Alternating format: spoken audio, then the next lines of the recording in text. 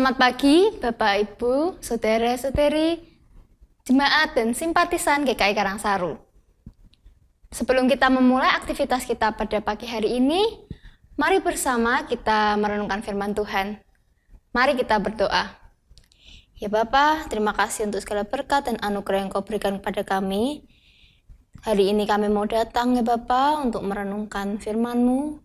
Kiranya Tuhan yang menolong kami, Tuhan yang membukakan hati kami, supaya kami bisa menerima benih firman-Mu. Tuhan, kiranya Tuhan yang menolong kami juga untuk bisa mempraktekkan firman-Mu di dalam kehidupan kami. Terima kasih Bapa, hanya di dalam nama Tuhan Yesus Kristus kami berdoa. Amin. Tema renungan yang akan kita renungkan hari ini adalah Nyatakan Yesus dalammu. Tema ini akan dibawakan oleh Pendeta Utomo.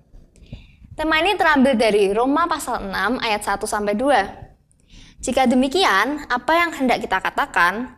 Bolehkah kita bertekun dalam dosa supaya semakin bertambah anugerah itu?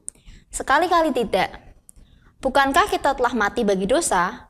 Bagaimanakah kita masih dapat hidup di dalamnya? Demikianlah firman Tuhan, syukur kepada Allah. Selamat pagi saudara-saudara yang dikasihi Tuhan, tentu setiap kita tahu lagu ini, nyatakan Yesus dalammu, nyatakan Yesus dalammu, sampaikan firman dengan hati teguh, nyatakan Yesus dalammu. Lagu yang baru saja kita pujikan.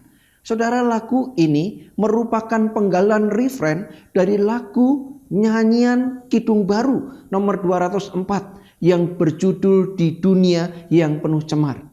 Pujian tersebut mengingatkan kita sebagai pengikut Kristus agar terus memancarkan Kristus dalam hidup, serta menyampaikan firman kepada setiap orang. Kita yang telah ditebus dan menerima anugerah Allah seharusnya tidak lagi bertekun dalam dosa.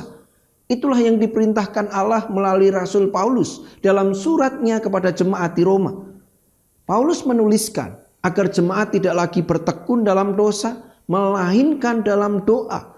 Roma pasal 12 ayat 12. Tidak hanya itu, Paulus juga pernah menekankan pentingnya bertekun melakukan pendalaman firman, serta saling membangun dan saling mengajar sebagai sesama anggota tubuh Kristus. 1 Timotius 4 ayat 13. Saudara, semua itu kita lakukan semata-mata karena Injil.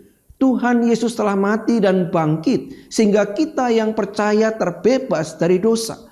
Kita yang percaya telah mati dan bangkit bersama Kristus.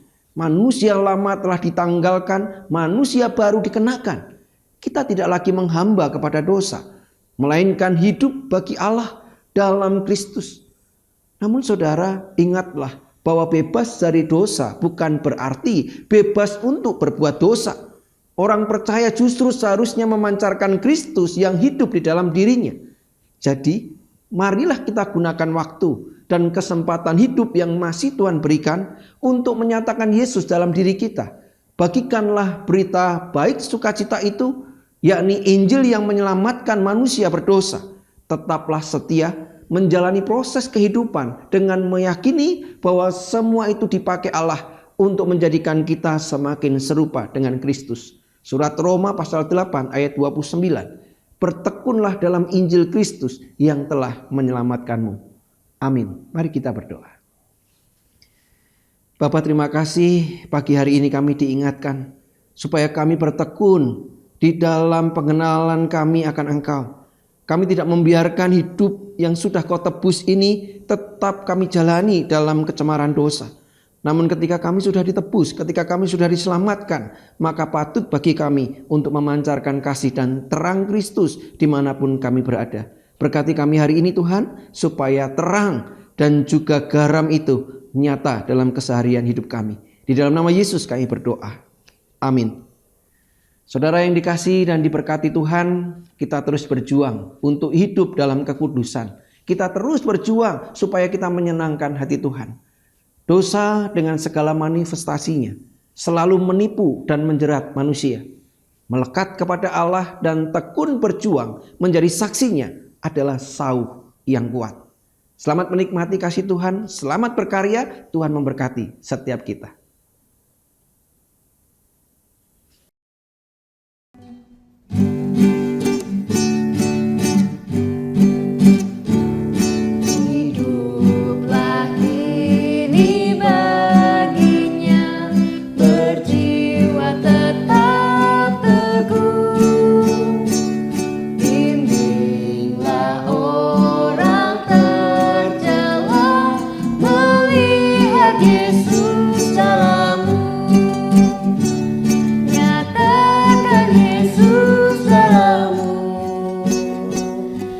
nyatakan Yesus